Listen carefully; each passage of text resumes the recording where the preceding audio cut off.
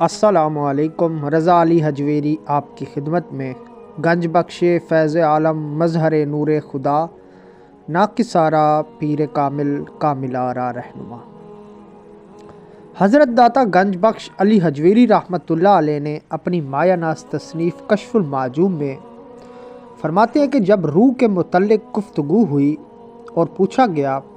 تو اللہ تعالیٰ نے رسول پاک صلی اللہ علیہ وسلم کے متعلق ارشاد فرمایا کہ ہم نے آپ کو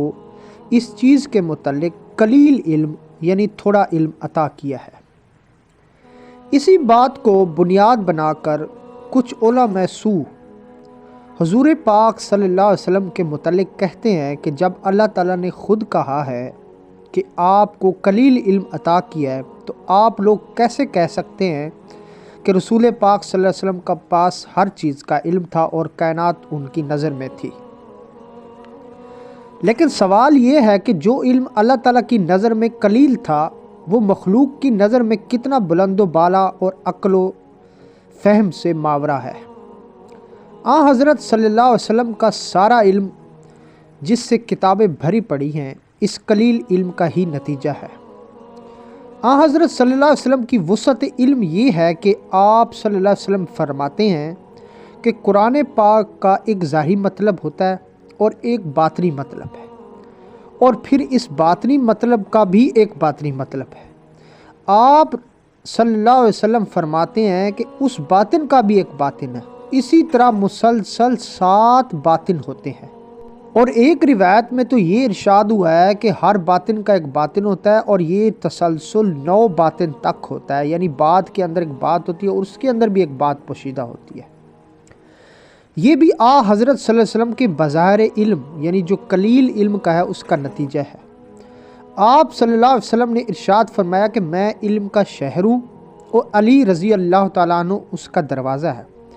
اب آپ کو دروازے کے علم کا حال ملاحظہ فرمائیے۔ حضرت علی رضی اللہ تعالیٰ عنہ فرماتے ہیں کہ اگر میں سورہ فاتحہ کی شرح لکھوں تو 70 اونٹ اس کے بوجھ کو برداشت نہیں کر پائیں گے۔ اور جب ایک رات حضرت عبداللہ بن عباس رضی اللہ تعالیٰ عنہ حضرت علی رضی اللہ تعالیٰ عنہ کے پاس گئے اور سورۃ فاتحہ کے متعلق سمجھنا چاہا تو حضرت علی رضی اللہ تعالیٰ عنہ نے تقریر شروع کی اور تفصیل بیان کرنا شروع کی، حتیٰ کہ دوسری صبح کی اذان ہو گئی اور ابھی تک آپ نے بسم اللہ کے حرف با کی شرح بھی مکمل نہیں کی تھی۔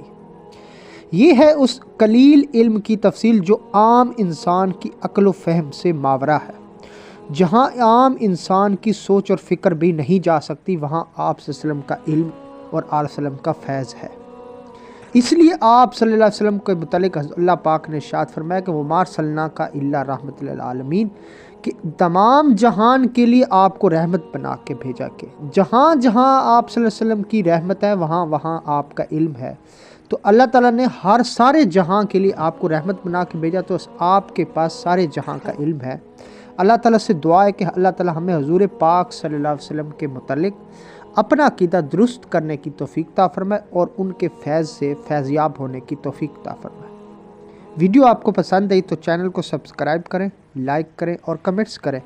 اور اس متعلق آپ کا کوئی سوال ہو تو آپ کمنٹس میں کر سکتے ہیں۔ شکریہ۔